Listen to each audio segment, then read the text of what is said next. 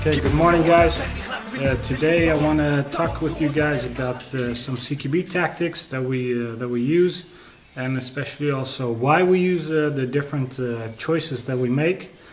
First of all, I always say there's many ways to skin a cat. So I personally get a little bit nauseated by people always saying, oh yeah, this is wrong, whatever. There's many ways, and not every way is applicable in every situation. So I'll tell you my preferred I will tell you my preferred ways of doing things, but of course it can differ from according to the situation and according to with how many people you are, what the threat level is, whatever. So how do we deal with an opening? First I want to talk about the distance. There's basically two different options when you're talking about working with a wall. When you want to go inside somewhere or you want to just check a room, you can either choose for a longer distance, which will be, if this is the corner, I will be over here and I will be slowly moving to the side, checking everything. This is one option. What is the advantage of this way? The advantage, if you have a distance, is that you will see more of the room behind. There is also, of course, a disadvantage connected to that, which is the person on the other side in the room is also going to be able to see more of you at the same time. Especially if I'm over here and the guy is moving in this direction. If he moves a little bit, you will see my entire body, which is something which is of course less preferable in CQB situations, because I like to take advantage of the wall or the corner that I'm using as cover or concealment. Another problem is that what will happen if I see a threat which is very close to the edge and I'm on a distance, and we're not talking about shooting range conditions here, we're talking about stressful conditions with people running around, shooting, explosions, blood everywhere, you know, the normal day at the office, whatever. So you're going to be over here.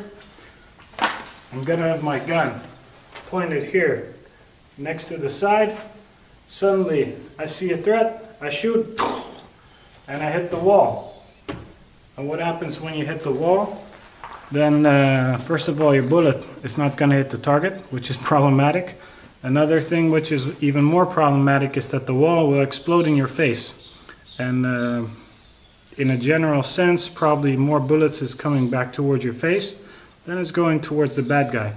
And this is a bad thing. So what is our solution to this problem? Is that we like to use less distance to the wall. First of all, if I come to this corner and I want to check the place behind, I want to make sure that the leg that is on the side of the wall is in the front. I'm over here, I have this leg in the front, I have my body over here, and I have my gun next to the wall. I don't have it behind it for reasons that I just showed. I don't have it past it because somebody might grab it, which is also problematic. So I have it next to the wall, just across the corner. So now if I see something that I have to shoot, I can shoot. The preferential way that we like to move around the corner is, of course, finger off the trigger until you're ready to shoot. And the second thing is we like to have our hands in about 70%. If you're at 70%, you can probably shoot the first bullet if you need to, if you have to be ultra fast. If not, you can extend from the 70% and point and push out to 100% in about a millisecond. This millisecond can be the difference between life or death, mainly for the person on the other side, because at first you might see something moving, you think it's a threat, and at the end it may turn out just to be an old grandmother that was walking there doing her shopping, and suddenly you're shooting this lady, which is problematic, of course. So we like to be closer. Now, slicing the pie. How do we slice the pie? Of course, you can do many steps. You can do as many steps as you want, but we like to cut this pie into 3 pieces. The first piece is I'm coming up here. I'm checking the corner already, and now I have all the way over here. This is one. The next one, I don't move my legs, I just move my body, and I try to keep my shoulders straight. Why? Because I don't want to bend my shoulders and tilt my head all the way around the corner, because I don't want to get shot in my face. It's very problematic. So I want to only move my shoulders.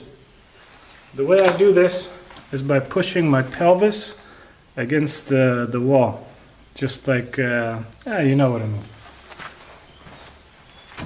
So this is 2. Now I see all the way up here. So there's not so much more to cover. The next one is I move my right leg to the place of my left leg, and the left leg a bit more out. So I'm coming from here. 1, 2. Now I've covered pretty much everything, but there is a very small piece on this side and on this side that I've not covered yet. Is it very useful to take a lot of time? No, because statistically speaking, the chance of somebody being in this very tight corner, sitting like this against the wall, waiting for me, is not so big. The second thing is, by now he already knows that there's people there. You're shuffling with the feet, you see some movement, maybe you're talking, whatever. So we want to do this fast. Just do a quick check. Left, right, and go. So I'm over here. I'm coming. 1, 2, 3, 4. And we are off to the next room. When do we do all this tactical voodoo stuff? Only if you think there is a threat. If you think the threat is like 3 blocks down the road, it's no use to check every single corner like this, unless it's a very dangerous place. Maybe it's a bad neighborhood, I don't know.